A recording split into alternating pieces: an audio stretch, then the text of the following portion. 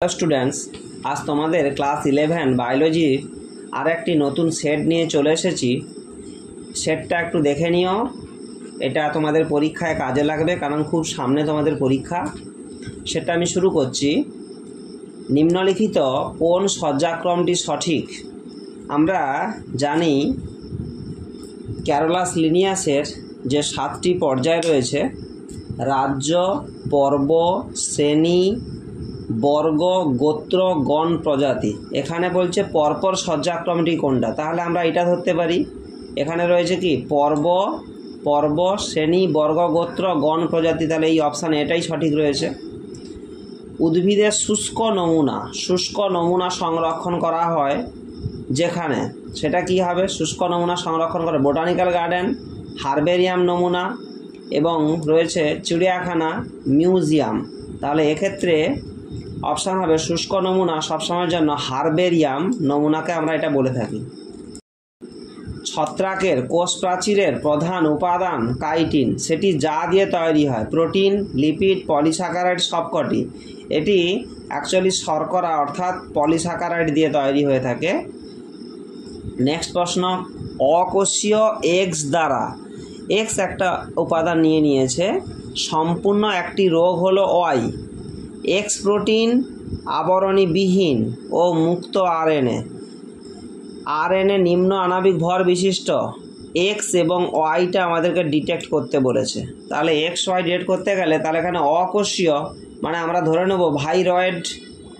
এখানে option A আছে virus যা এডস তৈরি করে, ভাইরয়েড যা পটাটো স্পিন্ডিল টিউবার ডিজিজ তৈরি করে, প্রিয়ন যা বোভেইন স্পঞ্জিফর্ম এনসেফালোপ্যাথি তৈরি করে, ভাইরয়েড এডস তৈরি করে। আমরা দেখতে পারি যে যেহেতু অকোষীয় এবং আবরণবিহীন বলেছে তাহলে অবশ্যই এটা তাহলে ভাইরয়েড হবে। এবং ভাইরয়েড ওয়াই কি তৈরি করে? পিএসটিবি অর্থাৎ পটাটো স্পিন্ডিল টিউবার রোগ তৈরি করে। এটা অপশান বি হবে। নেক্সট প্রশ্ন, এটা খুব ইম্পর্ট্যান্ট একটা প্রশ্ন, টেরিডোফাইটা থেকে দিয়েছে, বাম স্তম্ভ ডান স্তম্ভ মেলাতে বলছে। এখানে রয়েছে সাইলোটপসিডা, লাইকোপসিডা, স্ফেনপসিডা, টেরপসিডা।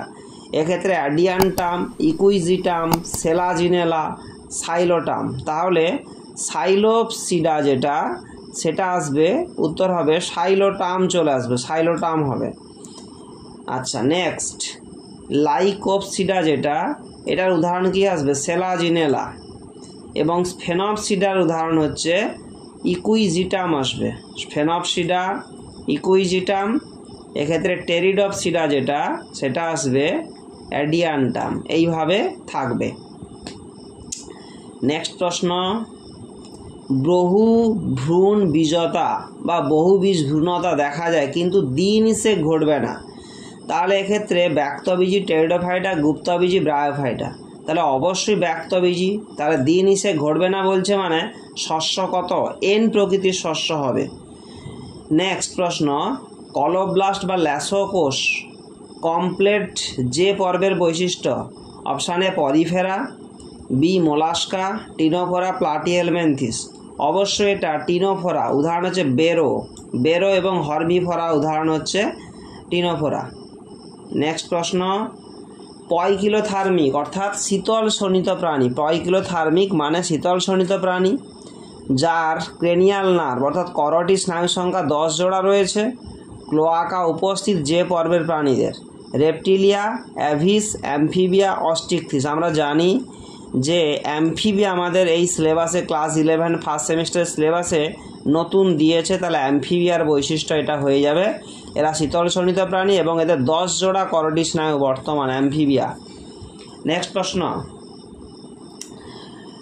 নিম্নলিখিতগুলির প্রদত্তগুলির মধ্যে যেটি অসমাঙ্গ ফুল নয় সেটির নাম কি? তাহলে অসমাঙ্গ ফুল ধুতরা, মটর, অপরাজিতা, বক। তাহলে দেখেই বোঝা যাচ্ছে যে এটা ধুতরা সমাঙ্গ ফুল। এই নেক্সট, কচুরিপানা, টোপাপানা ইত্যাদিতে দেখা যায় কি আসবে? রানার, সাকার, স্টোলন, অফসেট। কচুরিপানা, টোপাপানা সবসময় খর্বধাবক দেখা যায়, খর্বধাবক মানে অফসেট দেখা যায়, অফসেট। যদি ভিডিওগুলো ভালো থাকে অবশ্যই তোমরা লাইক করবে ভালো লাগলে, এবং সেই সঙ্গে যদি তোমাদের কোনো সমস্যা থাকে, কোনো কিছু প্রয়োজন হয়, তাহলে আমাকে মেসেজ করলে আমি সেটা অবশ্যই উত্তর দেওয়ার চেষ্টা করব। আর আমার channel Buddhadeb biology solution YouTube channel রয়েছে, তোমরা সেখানে, এবং ফেসবুক পেজ রয়েছে, সেখানে গিয়ে তোমরা সাবস্ক্রাইব করে রাখবে। আমি 10 এবং 12 সাজেশান প্রোভাইড করি, এবং 11 নানান টপিক নিয়ে ভিডিও রয়েছে, তোমরা দেখে নেবে।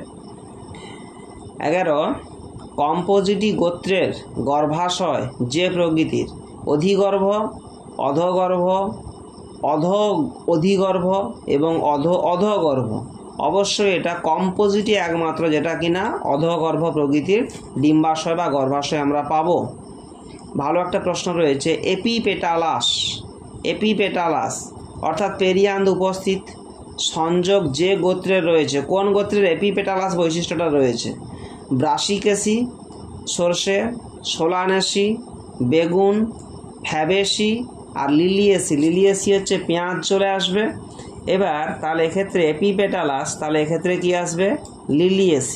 লিলিয়েসির ক্ষেত্রে কিন্তু আমরা দেখতে পাবো এপিপেটালাস বৈশিষ্ট্যটা দেখতে পাবো। বিবৃতি 1, বাস্টতন্তু গঠিত হয় কোলেনকাইমা দ্বারা। এই অপশানটা কিন্তু দেখে ঠিক মনে হচ্ছে। সেকেন্ড অপশান, বাস্টতন্তু ফ্লোয়েম তন্তু পাওয়া যায় সেকেন্ডারি ফ্লোয়েম, তাহলে এটা কিন্তু ভুল, এটা ঠিক নয়। হয়েছে? তাহলে দেখে না, বিবৃতি 1 উভয় ভুল না, বিবৃতি 1 ঠিক, বিবৃতি 2 ভুল, তাহলে অপশান বি সঠিক হয়ে যাবে। নেক্সট প্রশ্ন, ক্যাসপোরিয়ান পট্টি কোথায় দেখতে পাবো? এটা খুব কনফিউশন হয়ে যায় স্টুডেন্টের কাছে। মনে রাখতে হবে ক্যাসপোরিয়ান পট্টিটা দ্বিবীজপত্রী মূল, একবীজপত্রী মূল, দ্বিবীজপত্রী কাণ্ডে, একবীজপত্রী পাতায়। অর্থাৎ স্টুডেন্টরা তো জানে যে মূলে হয়, কিন্তু একবীজপত্রী না দ্বিবীজপত্রী, অবশ্যই ক্যাসপোরিয়ান পট্টি দ্বিবীজপত্রী মূলেই দেখা যায়, একবীজপত্রীতে দেখা যাবে না। নেক্সট, বান্ডেল টুপি গঠিত হয় যে কলা দ্বারা, সেটি হলো প্যারেনকাইমা, কোলেনকাইমা, স্ক্লেরেনকাইমা, জাইলেম। তাহলে বান্ডেল টুপি সবসময়ের জন্য স্ক্লেরেনকাইমায় গঠিত হয়, স্ক্লেরেনকাইমায় বান্ডেল টুপি।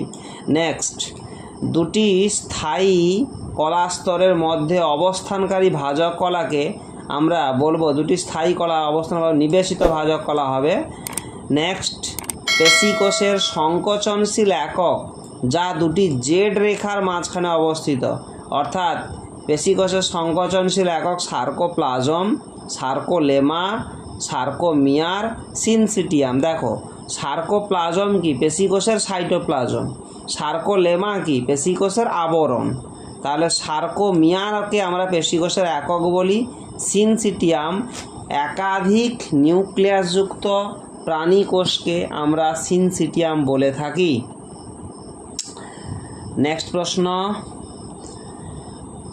যেটি স্নায়ুর আবরণী নয়, এপিনিউরিয়াম, পেরিনিউরিয়াম, পেরিকার্ডিয়াম, এন্ডোনিউরিয়াম। তাহলে যেটি স্নায়ুর আবরণী নয় সেটি আসবে পেরিকার্ডিয়াম, কারণ এটা হৃৎপিণ্ডের আবরণী। পূর্ণাঙ্গ কোনো ব্যাঙ এর অপসারণী ছিদ্রের মাধ্যমে অপসারিত হয়। তাহলে পূর্ণাঙ্গ কোনো ব্যাঙের অপসারণী ছিদ্রের মাধ্যমে অপসারিত হয় ডিম্বাণু, শুক্রাণু, মলমূত্র সবকটি অপসারিত হতে পারে। ব্যাঙের সংবহনতন্ত্র যে প্রকৃতি তা হলো মুক্ত সংবহন, বদ্ধ সংবহন, উভয় প্রকৃতির কোনোটি নয়, অবশ্যই বদ্ধ সংবহন প্রকৃতির হয়ে থাকে। ক্যাটালেজ উৎসেচক বহনকারী কোষীয় অঙ্গাণু হলো লাইসোজোম, পারক্সিজোম, অক্সিজোম, কোয়ান্টোজোম। অপশান হবে পারক্সিজোম। ফ্যাট সঞ্চয়কারী কণা ইলায়োপ্লাস্ট, অ্যামাইলোপ্লাস্ট, অ্যালিউরনপ্লাস্ট। তাহলে ইলায়োপ্লাস্ট হবে ফ্যাট জমা রাখে, অ্যামাইলোপ্লাস্ট শ্বেতসার জমা রাখে, অ্যালিউরনপ্লাস্ট এটা আসবে প্রোটিন জমা রাখে। দ্বি একক পর্দাযুক্ত কোষীয় অঙ্গাণু কোনটা? Mitochondria, Golgi body, chloroplast. Mitochondria, nucleus, chloroplast. তাহলে এক্ষেত্রে অবশ্যই পিএমএন, প্লাস্টিড, মানে মাইটোকন্ড্রিয়া, নিউক্লিয়াস এবং ক্লোরোপ্লাস্ট, এটাই হবে সঠিক অ্যান্সার। নেক্সট প্রশ্ন, কোষের কঠিন বস্তু যখন অন্তর্ভুক্তি হয় তখন তাকে ফ্যাগোসাইটোসিস বলে, যদি তরল বস্তু হতো তখন তাকে পিনোসাইটোসিস হতো। পদার্থ যেটি পর্দাবিহীন কোষীয় অঙ্গাণু, পর্দাবিহীন কোষীয় অঙ্গাণু দুটো হয়, একটা রাইবোজোম হয়, একটা সেন্ট্রোজোম হয়। তাহলে এখানে সেন্ট্রোজোম অপশান দিয়েছে, সেন্ট্রোজোম হবে। ডিএনএ গঠনের বন্ধনী হলো হাইড্রোজেন বন্ধনী, গ্লাইকোসাইডিক বন্ধনী, ফসফোডাইএস্টার। এখানে সবকটি অপশান ঠিক আছে, কারণ সবাই তিনজন মিলে ডিএনএ গঠন তৈরি করে। যেটি সংযুক্ত প্রোটিন নয় বলেছে, তাহলে দেখেই বোঝা যাচ্ছে সবগুলো সংযুক্ত প্রোটিন, তাহলে এটাই কিন্তু সিঙ্গেল প্রোটিন, সংযুক্ত নয়। ড্যাশ দ্বিশর্করাটি আখ গাছে পাবো, তাহলে আখ গাছে কোনটা পাবো? Glucose, sucrose, fructose, galactose. তাহলে আমরা অবশ্যই তাহলে এখানটায় আখ গাছে সুক্রোজ পেয়ে যাব, আখ গাছে। হ্যাঁ, নেক্সট পয়েন্ট, কোলাজেন থেকে পেপটোন উৎপাদনে যে উৎসেচক সাহায্য করে? কোলাজেন। তাহলে কোলাজেন থেকে আমরা কোলাজিনেজ উৎসেচক পাবো। এনজাইম যে অংশ অপ্রোটিনের সঙ্গে, অর্থাৎ প্রোটিন অংশ, তাহলে মনে হবে যে কার্যকারী এনজাইম গঠন করে, অর্থাৎ কোএনজাইম, হলো এনজাইম, অ্যাপো এনজাইম, প্রস্টেটিউড। দেখো যে অংশ মানে কোন অংশ? যে অংশ মানে অবশ্যই প্রোটিন অংশের কথা বলা হচ্ছে। প্রোটিন অংশ অপ্রোটিনের সঙ্গে যুক্ত হয়েই তো কার্যকারী উৎসেচক তৈরি করে। তাহলে এই প্রোটিন অংশের নাম কি? তাহলে আমরা জানি উৎসেচকের প্রোটিন অংশের নাম কি হবে? Apo enzyme. কোষচক্রের যে দশায় আরএনএ ও নন হিস্টোন প্রোটিন তৈরি হবে, তাহলে আরএনএ তৈরি হয় কিন্তু এটা G2 দশায়, এস দশায় ডিএনএ তৈরি হয়, আর হচ্ছে আরএনএ তৈরি হয় G2 দশায়। তাহলে যে উপদশায় ক্রসিং ওভার শুরু হয়, তাহলে ক্রসিং ওভার শুরু হবে leptotene, zygotene, pachytene, diplotene, pachytene দশায় ক্রসিং ওভার হয়ে থাকবে।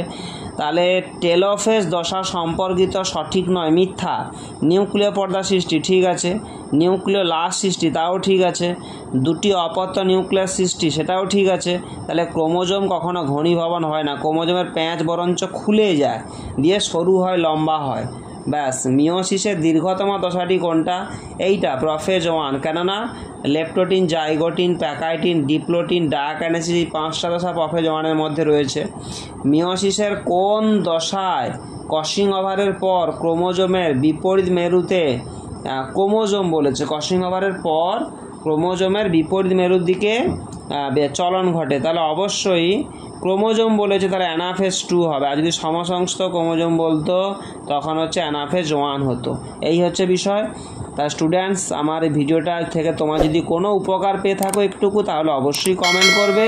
তুমি ভিডিওটা বন্ধুদের কাছে শেয়ার করে দিবে এবং নিজেও শেয়ার করে রেখে দিবে পরবর্তী সময় দেখার জন্য। এবং এই পিডিএফটা পেতে অবশ্যই টেলিগ্রাম চ্যানেলে যুক্ত হয়ে যাবে। Thank you.